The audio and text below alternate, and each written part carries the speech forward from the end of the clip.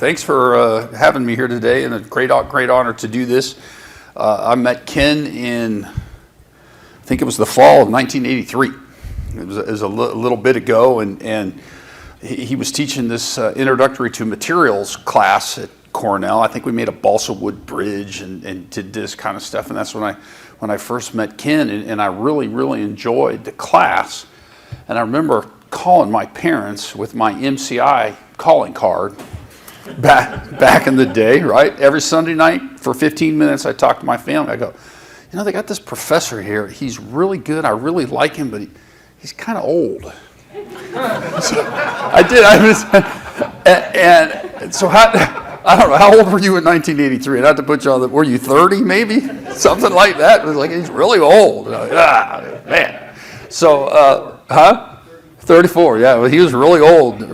And then fast forward a lot of years later, we're at Chicago, and Heather Brown brought a bunch of students, and I'm standing there talking to Ken, and I said, geez, when you were her age, I was their age. And I was like, oh man, we're getting old too. So that's good. And Deb and I were chatting a little bit before this session started. I understand that she's leaving tomorrow. So I think Keith's got a sign-up sheet that we're all going to take turns calling and praising Ken, because Deb said he can't go cold turkey on the praise. We got to weed him off. We got to weed him off the praise a little bit as we go.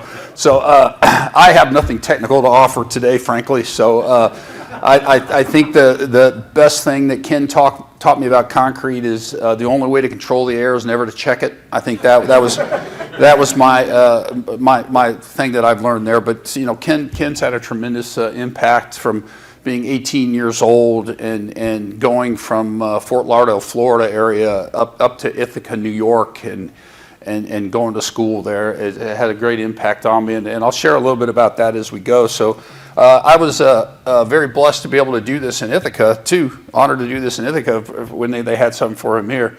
So I too saw this, and Doug is like, God dang, you can't get time with Ken here. He's so popular. So I'll just stand and take a photo there. And my wife said I look kind of thin, and I go, well, not as thin as he looks. It's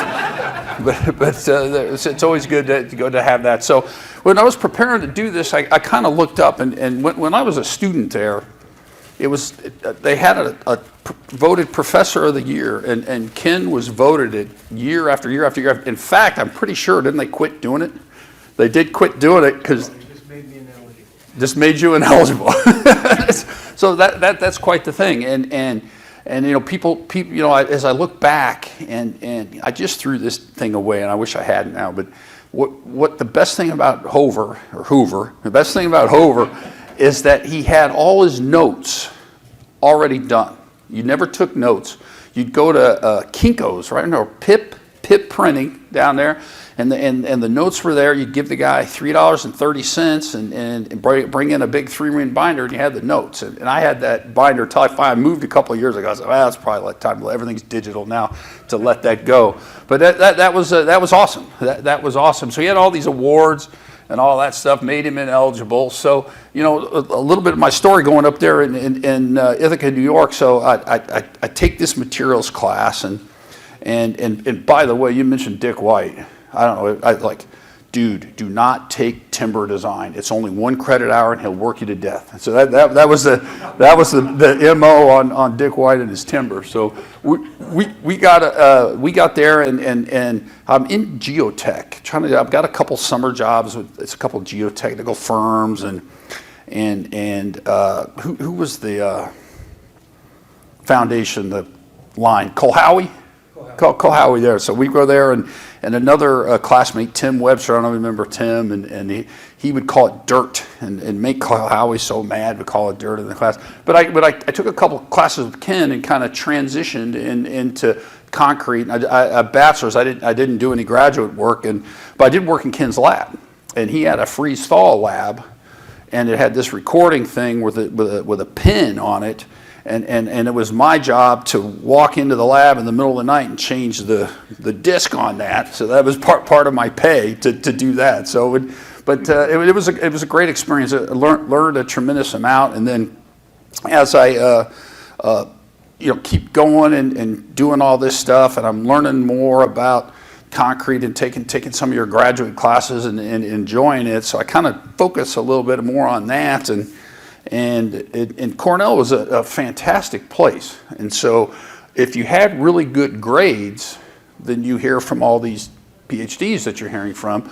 If you had my grades, you were out. So you were out in 4 years. So I little softening in the economy, and I get some pressure like first semester senior year to take a job with Big Turner Construction. And they say, hey, we're going to offer you a job, fill out where you want to be, these 3 places, and I Chicago, New York, or whatever. And then kind of goes on a little bit, softening the economy. They go, well, all right, we got you a job. You're going to New York City. Great. What I'm going to do? So you're going to be the hardware guy. I said, the hardware guy. Okay, what is that? And he says, well, we're going to put you in this room. It's going to have all these cubicles and these doorknobs and hinges and locks are going to come, and you're going to sort it. And someone's going to knock on the thing, and he's going to say, I need the hardware set for door opening 12,314. And that's going to be my job for 3 years in New York City. All right. Professor Hover, can I talk to you? I can't do it. I can't do it. And he said, well, we really don't like people kind of backing up. I can't do it. He says, well, he goes, I know these guys in Ohio. They got some concrete company called Baker Concrete. And Ken had reached out to Mike and to Dan and set up where I went to school. I went to work for Baker. So I traded my Ivy League education for a come along in 1987 and learned quite a lot. God, I wish I was as smart now as I was then. Ken and Mike, I was a really smart guy. So I kind of worked hard. I kept in touch with Ken and had a really good relationship with you two, Mike. And as I got to know Ken and see him kind of outside of the classroom, I could see what kind of leadership skills and what kind of impact he's had on people's lives, and including mine. So it's kind of humbling to understand when you're around great people, and what are you doing? What's your impact? I think the work that we do is important, and it makes our livelihood, but how we impact other people and how we reach out to people and how we guide people along their careers. I think that's important. And Ken, you've done that for hundreds and hundreds and hundreds of students over the years, and I think it's pretty awesome to do that. So Ken became president of ACI unexpectedly. If you guys recall, Dick Staley tragically passed away, so he got in there early, and I've got to do some cool stuff when Ken has been too busy to do it. So he couldn't go to Italy one time, and so I had to go do that. It was hard work. So you've always been impacted, but not just impacted my life. You've impacted my family, and my son's working with me now. So that's him in the upper right. He's 6'3", 300. So I hired him. It's cheaper than feeding him. So so my family, our dynamic is concrete. That's what our family is, and everything we do is kind of concrete related. And Ken, that started with you in the fall of 1983, and it's been a blessing and honor to know you all these years and enjoy what retirement with 40 hours of work a week now is all you're doing, working on consulting. So congratulations, and thanks for having me here today.